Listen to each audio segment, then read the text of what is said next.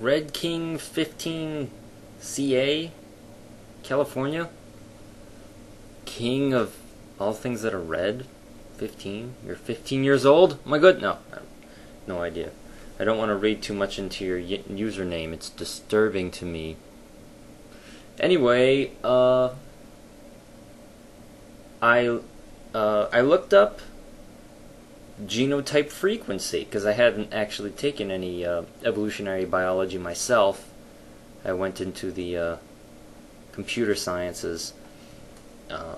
Genotype frequencies are used in mathematical models as well. So we're talking statistics and math here, which I only dabbled in as required.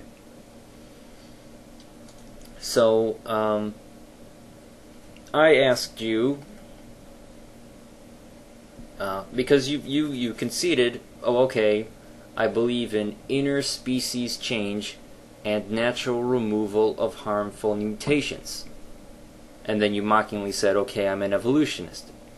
Of course, I came back, and the limitation that prevents the development of races and new species is what exactly? I made a whole video about this subject. Where is the limiting factor? And that I think that you said interspecies change. I mean, it's tacked on. There's no limit as far as I can tell.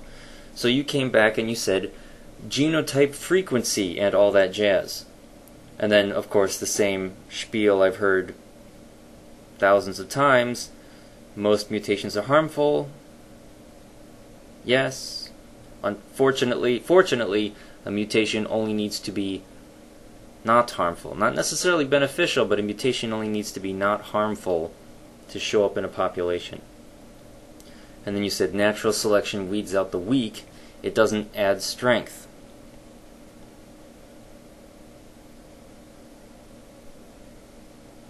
Okay. Alright, fine.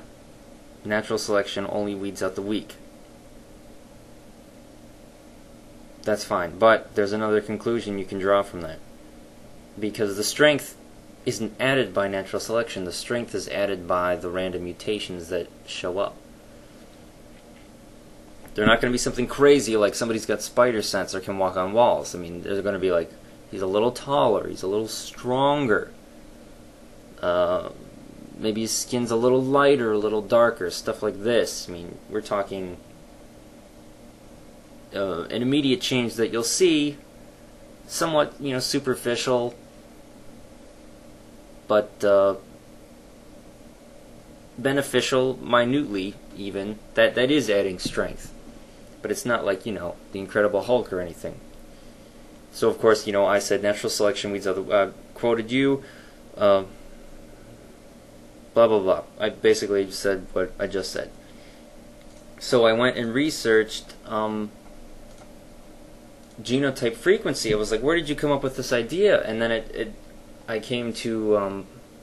it's actually, I think it's the course material for a class. And they're talking about... I think some statisticians, mathematicians, came up with a concept, of course named it after themselves, called Hardy-Weinberg equilibrium.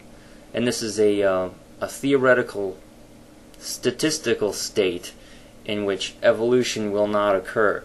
And they make 5 assumptions and place it on this population. And all 5 of these assumptions have to be true, and then genetics work as we have observed them to work, and if these 5 assumptions hold true, then evolution won't occur within the population. If any one of these assumptions is not met, evolution will occur. Okay, so the assumptions are: 1, infinite population size; 2, no movement of individuals from population to population, so no migration of individuals from one location to another; 3, no mutation. We're talking DNA level at this point. No biochemical changes in DNA. Random mating, in that individuals don't have any personal preferences about, oh, I like blondes or I like redheads, stuff like that. No preferences at all. Mating is entirely random. And 5, different genotypes, that means, different physical forms, have equal fitness. So nobody's stronger than anybody else, nobody's taller, anything that would be beneficial. No, everyone's equally fit and has an equal chance of survival. So no natural selection is weeding out the weak, as it were. So if those 5 conditions aren't met, then evolution will occur, and you can show it doing mathematical models. So this really specialized type of it's kind of like a thought experiment where these 5 assumptions have to occur, called Hardy-Weinberg equilibrium, is just for the purposes of demonstrating a mathematical model. It doesn't actually exist. I mean, when I read off the assumptions, you can see that not one of them is at play on the Earth that we can see. The only one that would ever have a remote chance of ever coming up is no movement of individuals from population to population. And still, I can't recall a period in history where you've got stagnation in a population like that. So all of those have to be true for your genotype frequency to limit evolution. So come up with a better response.